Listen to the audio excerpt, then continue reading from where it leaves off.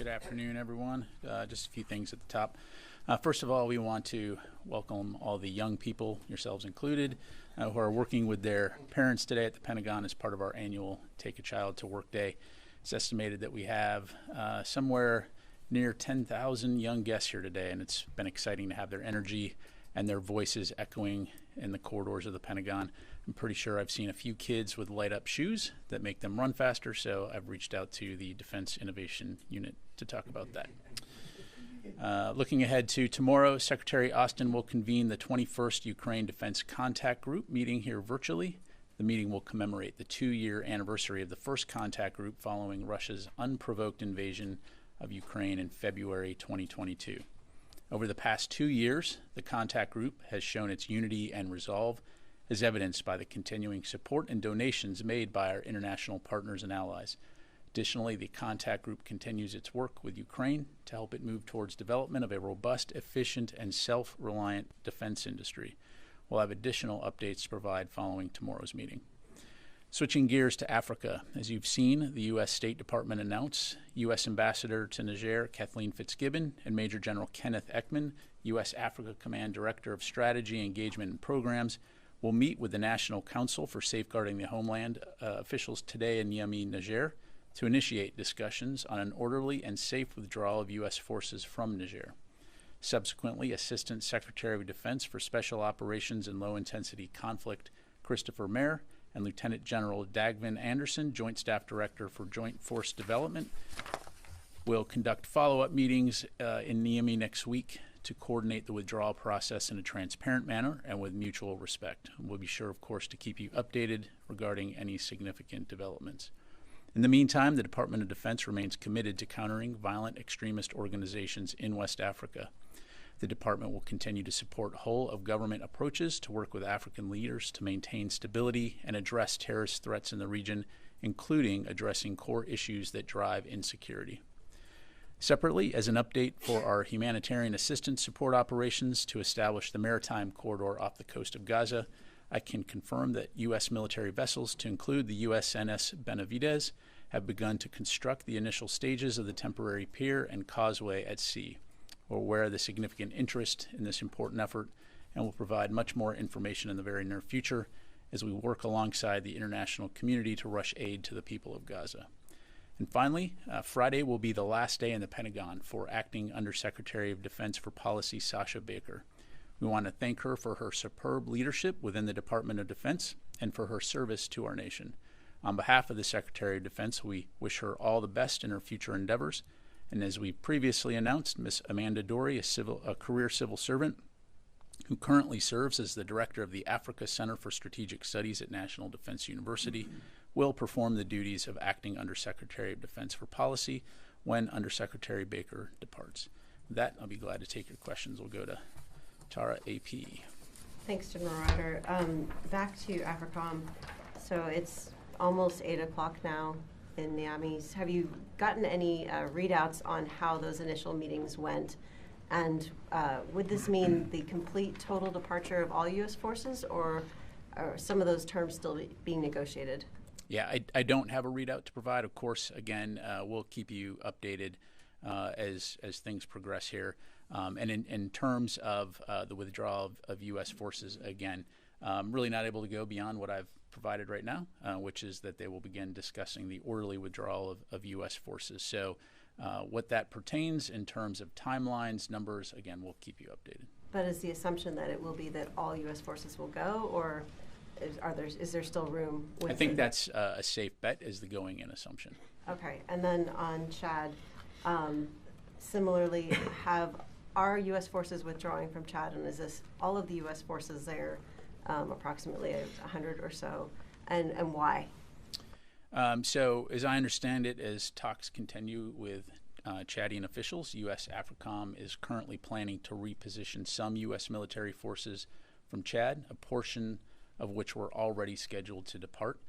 This is a temporary step as part of an ongoing review of our security cooperation, which will resume after Chad's May 6th presidential election. So again, we'll keep you updated. I would refer you to State Department to discuss, the diplomatic sides of this, but that's where we stand right now. Warren. A follow-up on Niger and then a different question on Gaza and JLOTS. The withdrawal appears maybe not imminent, but at least fairly imminent. Niger was a critical base for AFRICOM ISR in monitoring violent extremist organizations. Does the Pentagon have a location to move those forces? And if so, is that location ready, or are those forces for now coming back to the United States and there is no alternative to Niger? Yeah, well, as I highlighted, I mean, first of all, we are committed to countering VEOs in West Africa. And as you know, we do maintain a robust network of partners, and we will continue to consider all options when it comes to accomplishing our CT mission. The bottom line is that we will continue to monitor threats throughout the Sahel in order to protect our personnel, our assets, and our interests, as well as the welfare of our partners. So we're going to continue to explore options, understanding that this is an important national security interest and a vital mission. How much is the CT mission set back without something like a Niger ready to go? Well, certainly when you look at the size of Africa and when you look at the threats, the preference would be able to have the ability to operate out of places like Niger. But of course, we have other means and methods that we can do that. So all that to say, again, we understand the importance of the CT mission, and we will explore options to ensure that we can continue to do that, albeit maybe perhaps through other means and methods, but importantly, working in close partnership with African partners in the region. And then a very quick JLOTS question. A few mortar rounds landed near the Pier site. Has that changed the timeline for construction there? And has it compelled the U.S. to consider a different Pier site or different defensive measures associated with the construction of the Pier? Yeah, the incident in no way delays our efforts to establish the maritime corridor. You go to Liz. Along those lines, any sense when the corridor will be up and running? You talked about the first week of May. Yeah, so all indications right now, Tom, are that we're on track. I think, earlier I'd said probably looking at end of April, early May. I think indications now are realistically early May, but everything is on course at this point. So we'll keep you posted. Liz, did you have a question? My question was asked and answered. Okay. All right. All right, let me go to the phones here. Tony Capaccio, Bloomberg. Hi, Pat. Quick question. When do you think the first munitions for Ukraine will arrive, and will they be the 155 shells or some of the other equipment that has been pre-positioned in Europe? Yeah, thanks, Tony. As I'm sure you can appreciate, I won't get into the specifics in terms of when specific ammunition or equipment is getting into Ukraine, other than to say we're moving out already. We've already started the process to move some of the weapons, ammunition, and equipment, which will be, as I mentioned earlier, there within days, if not sooner. And so, again, recognizing there's a variety of equipment and capabilities on the list that we put out. Some of those things will obviously take longer than others, but when it comes to essential capabilities like ammunition, we're already moving out to make those deliveries. But again, for OPSEC, I just can't get into specific timelines or routes, as I'm sure you can appreciate. Let me go to Jeff Shogel, Task and Purpose. Thank you. I just wanted to follow up on the question about the incident with the pier. What exactly happened? Did Hamas fire rockets or mortars at the pier while it was under construction? And if so, was anything damaged? Was anyone hurt? Yeah, so to clarify, kind of two different things here, Jeff. So first of all, when it comes to the temporary pier and the causeway, those are being constructed offshore, out at sea, and are essentially nowhere near mortar range. So that's not what we're talking about here. We're aware of reports that a small number of mortars landed in the vicinity of the marshalling yard area for humanitarian assistance that will eventually be the delivery site that this pier will support. And it's important also to highlight that this occurred before any U.S. forces have started moving anything. There'll be no U.S. forces on the ground. And as I understand it, in terms of, there is no U.S. equipment per se in this marshalling yard. Obviously I'd refer you to the IDF for more granular details, but that's where things stand right now. Fadi. Technically speaking, doesn't the pier lead to the shore? Isn't it connected to the shore to to Yeah. help. So kind of think of this in 4 different parts. And again, we're going to get you much more information here. But so you've got Cyprus, and then you've got Gaza, right? So Cyprus is where aid will be stockpiled and loaded onto ships. Gaza is the shore where eventually this temporary causeway will connect. So what we're talking about here is the marshalling yard, where eventually, in the vicinity of where this causeway will connect to. But the 2 essential pieces in the middle are the temporary pier, which is out at sea, and then the causeway, which eventually will join land and be anchored, so to speak. So, And then on a separate issue, probably you've seen the reports about the mass graves that are being discovered in Gaza, with hundreds of bodies being digged out daily. Has the secretary raised this issue with his Israeli counterpart, and does he think these mass graves warrant an independent investigation? yeah, thanks, Fadi. Well, to say first off, I mean, the reports are very disturbing. To my knowledge, the secretary has not spoken to his counterpart about this, but I know that, as Mr. Sullivan highlighted yesterday, the U.S. government has raised this with the Israelis at multiple levels. I don't have anything to provide from a Defense Department standpoint other than we do believe that these reports must be thoroughly investigated and taken a look at. So, leave it there. Sir. Thanks, General. So my question is on the additional military advisors that the Pentagon has said it plans to deploy to Ukraine. Some have voiced the concern that this is at least in part what preceded the war in Vietnam, where we sent military advisors continually adding to the list that was there, and then some would be killed in action.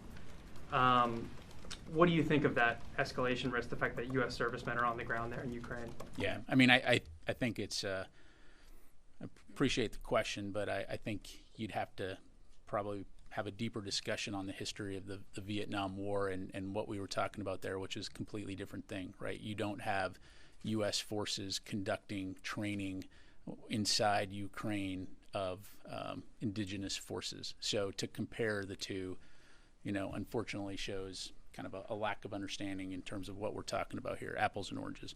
What's going on in Ukraine, and as we've done for a while, is we have a small presence working out of the embassy, out of the Office of Defense Cooperation. And those small number of advisors are providing, information and advising on things like support logistics, weapon oversight program, helping with the ensuring that there's end-use monitoring in place, that we've talked about in the past. First of all, and to clarify, the addition of additional advisors is something that is being considered. No decision has been made, but if that decision is made, a couple of key points. First of all, it'd be a small number. Second of all, those folks would be working out of the embassy under the Chief of Mission Authority like the rest of the embassy, and would be subject to the same travel restrictions as all embassy employees. So, yeah. Point taken on the differences, and there were far more in Vietnam. But I guess, do you recognize the concern is legitimate at all that there are U.S. servicemen in this country that is an active battlefield, so that if there's an errant missile that kills one, it could lead to a dangerous escalation? Well, look, I mean, again, it's not unusual for the U.S. military to work out of embassies around the world in many different countries as part of our security cooperation efforts and to help coordinate security assistance. But critically, these forces are not in a combat role. They're in a non-combat role. They're in an advisory role. And again, we're talking very small numbers. And the United States has no intent of conducting combat operations inside of Ukraine, nor are these forces going to be anywhere near the front lines. And then the other piece of it is, to your point about danger, of course we recognize the danger, and any place our forces operate, we take the necessary precautions to ensure that they're safe, whether it be there or any other hotspots around the world. Thank you. Sir. Thank you, sir. My question is on TikTok. There's a lot of going on as far as a U.S. national security threat is concerned because of it's a part of owned by the Chinese Communist Party in China. So why is it taking so long to ban when everybody knows that this is a national security threat? Because India had banned already over 2 years ago because of the national security threat in India. So over 170 million, I was told, users are there in the US. So that means China have already this much information from these people by the Chinese Communist Party. So are anybody using in the department, DOD or Pentagon, and where do we stand now as far as national security threat is concerned? Yeah, appreciate the question, Guilfoyle. So couple things. So first of all, it already is Department of Defense policy that we will not use TikTok on any U.S. government devices. So that already is a policy that's in place. I think what you're asking is the broader question about banning of TikTok writ large as it relates to, throughout the U.S. And again, that's a question that's beyond the scope of my small little place here at the DOD. So thank you. Yes, sir. Thank you, General. Regarding to Rafah, did you receive from your Israeli counterpart any plan about their military operation there? And with your assessment, what do you expect the Palestinian to go out of Rafah? But we are seeing right now that the IDF leaving some parts and re-entering again to the same parts, and they are still bombing everywhere. So as a DOD, what do you expect these people should go? Yeah, so as it relates to Rafa and operations in Rafa, I'd refer you to the IDF to talk about the specifics in terms of what they are and aren't doing. From a U.S. standpoint, from a DOD standpoint, we've been very clear that while we both agree that the defeat of Hamas is important, that any operations going after Hamas in Rafa take into account civilian safety and the delivery of humanitarian assistance. So as I understand it, the Israelis have shared some of their thinking in terms of what a Rafa operation could look like, but those conversations are still ongoing as we still have concerns about how they would go about doing that and taking into account the large number of displaced people and their safety. So I know that at the highest levels, Israeli officials and U.S. officials will continue having those conversations. But again, our focus here is on ensuring not only can Hamas be defeated, but that the safety of those impacted by this conflict is taken into account. So. Thanks, General. Just turning to the Red Sea, there's been a drop in Houthi attacks. I don't think there's any for a couple of weeks. I believe there may have been some yesterday. What do you attribute that drop in Houthi attacks to, and what do you make of the resumption yesterday? Oh, well, again, in terms of the Houthi mindset, in terms of why they opted to not conduct attacks for a couple of weeks, that's really something best left for them to address. I would say that regardless, our focus hasn't shifted, which is working with our international partners to ensure the freedom of navigation through the Red Sea. And so as long as there continues to be a threat to international shipping and to the lives and safety of mariners transiting the Red Sea, we'll continue to work with international partners to degrade and disrupt Houthi capability. Are there back-channel talks going on? With the I don't have anything to talk to on that, Tom. On going back to Ukraine, how confident is the Pentagon that the Ukrainian military can make up for what's being widely portrayed as a lost 6 months? While Congress was dithering, Russia made a lot of advances.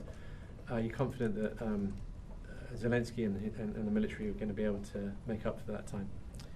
Well, look, it's a tough situation right now in Ukraine. It's a tough fight, but I think anybody who tries to count the Ukrainians out obviously has not been watching what's happened over the last couple of years. And so, as Austin has said, Ukraine matters. What happens in Ukraine from a security standpoint impacts not only Ukraine, but European security and international security. So we're going to continue to support them, not only to defend the territory that they've defended from Russian occupation, but also to take back their sovereign territory. And we're going to do that for the long haul. All right. Yes, Liz. Thanks. Going back to the humanitarian pier in Gaza, just to clarify, you said that the pier itself the U.S. is going to build or is building is out of the range of the mortar fire, but what about the causeway?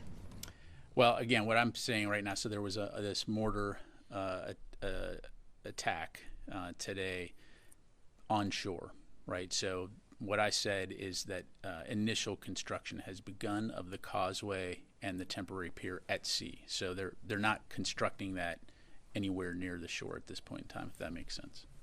And you said there were no damage to any U.S. assets. Were any Israeli assets damaged? I'd have to refer you to the Israelis on that. Sir. Thank you, General. Two questions, and one is my colleague already asked you 2 days ago. U.S. and South Korean having the discussion on the sharing the cost of American troops in South Korea. I think they finished the talking. So, do you have any readout on that discussion? And also, why you guys having this discussion at this time? I appreciate the question. I don't have anything in front of me. Let me take that question and we'll get back to you. Okay. Also, on China, actually, this is Secretary Blinken is on the trip to China right now and expected to give a warning to the Chinese side, not commercially, supposedly building the Russian defense industries. From point of view, do you have any specific concerning areas of the coordination between Russia and China? I won't get ahead of Secretary Blinken and anything that he may be putting out. As you've heard us say, and as you heard the president recently say, we are concerned about some of China's activities as it relates to supporting Russia's defense industry. And again, essentially, by doing so, enabling them to conduct or to develop capabilities that are being employed against Ukraine in their occupation of Ukraine. So. Yes, sir. And I'll come back to you. Thank you, General. A couple of questions. The United Nations representative to Syria says Syria has become a focal conflict zone among superpowers for their interests. So how do you see the situation in Syria now? Well, look, Syria has obviously had some significant challenges going all the way back to 2011, which I know you're very familiar with. Unfortunately, you have a significant area of ungoverned space in Syria, which has allowed groups like ISIS in the past to essentially exploit that and use it toward sowing instability, death, and destruction throughout the region. And so from a U.S. military standpoint, obviously our focus right now when it comes to Syria is focused on working with as part of the international coalition for the enduring defeat of ISIS. And so that remains our focus. But I think, of course, more broadly speaking, when you see these types of ungoverned spaces, they, of course, present threats regionally. And so that's something that we obviously consult not only with our partners in Iraq, but also allies like Turkey and others to address those regional threats. So one more question on Syria. As DRD, do you expect any Turkish ground incursion into Syria as Turkey claims? I would have to refer you to Turkey on anything that they're doing. Thanks. Laura? So just on the pier and the attacks on the marshalling area, to clarify, were you confirming the attacks themselves, or just originally you said you were aware of the reports and then later you spoke as if you were confirming the report? Yeah, I think it's fair to say that we're tracking some type of mortar attack causing minimal damage in the vicinity of the marshalling yard area. Damage. Yeah, minimal. So there was damage. minimal damage. Yeah, in terms of what specifically was damaged, I'd have to refer you to the IDF. Okay. Thank you. Thanks. All right, let me just take one more, Heather, from USNI. Thanks so much. So just on the Red Sea, the Houthis attacked the mayor's Yorktown. I was wondering if we can get more information on which coalition ship protected that, shot down the anti-ship ballistic missile. And then the Houthis said that they were also targeting a U.S. destroyer, and I was wondering if there's any information on whether or not a destroyer was attacked today or yesterday. Yeah, thanks, Heather. On your first question, the only thing I can provide on that was that it was a coalition vessel. So we'll allow our partners to speak for themselves in terms of what action they took. And then, I'm sorry, your second question? The Houthis question. The Houthis claimed that they were attacking a U.S. destroyer, and I was wondering if you've had any reports of a U.S. destroyer being targeted either yesterday or today. At the moment, I'm not aware of that. As you know, CENTCOM puts out updates every day, but I'm not currently tracking a U.S. destroyer being attacked. But again, if we have updates, we'll put those out through CENTCOM. All right. Thanks very much, everybody. Appreciate it.